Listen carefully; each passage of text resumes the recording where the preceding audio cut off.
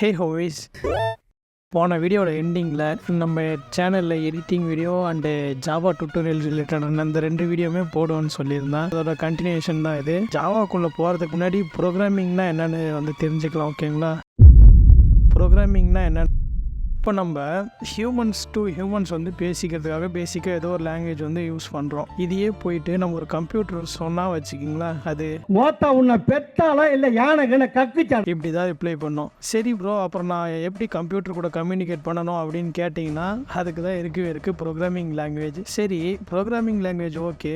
இப்போ நம்ம கம்யூனிகேட் பண்ண செவரல் லாங்குவேஜ் இருக்குது. அதாவது இப்போ தமிழ், இங்கிலீஷு அப்படின்னு நிறைய லாங்குவேஜ் இருக்குல்ல, அந்தமாரி கம்ப்யூட்டருக்கும் நிறைய லாங்குவேஜ் இருக்கான்னு கேட்டால் இருக்குது.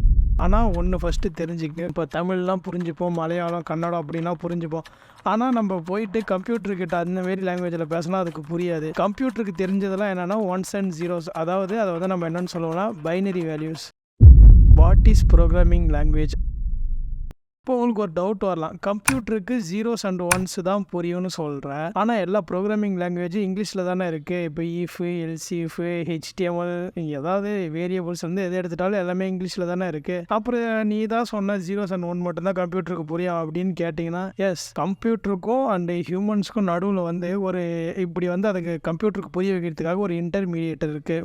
அதுதான், அது பேர் தான் கம்பைலர். கம்பைலர் பேசிக்காக என்ன பண்ணுன்னா, நம்ம எழுதுகிற கோடு இருக்குது இல்லைங்களா, அதை என்ன பண்ணுன்னா பைனரி வேல்யூஸாக கன்வெர்ட் பண்ணி கம்ப்யூட்டருக்கு சென்ட் பண்ணோம். What is Java?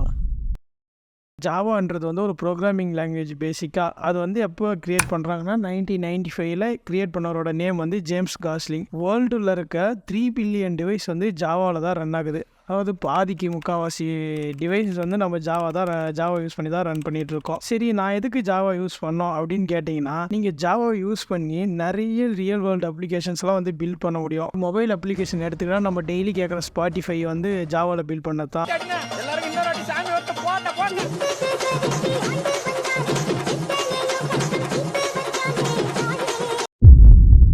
பிசி சாஃப்ட்வேர்னு எடுத்துட்டா கேம், மைன்கிராஃப்ட் கேம் இருக்குங்களா, அது ஜாவாவில் பண்ணத்தான். அவ்வளோதான், நம்மளை முடிச்சு விட்டீங்க போங்க அப்படின்னு நிறைய பிளாட்ஃபார்ம் ஜாவா பேஸ் பண்ணி தான் ரன் ஆகுது. ஓகேவா? இதுலேயே நிறைய தப்பாக சொல்லியிருப்பேன்னு நினைக்கிறேன். அப்படிலாம் இருந்தால் விஷயம் தெரிஞ்சவங்க கீழே கமெண்ட் பண்ணுங்கள். ஓகே, பேலன்ஸ் கான்செப்ட்லாம் நெக்ஸ்ட் வீடியோவில் பார்க்கலாம். Until then, piece.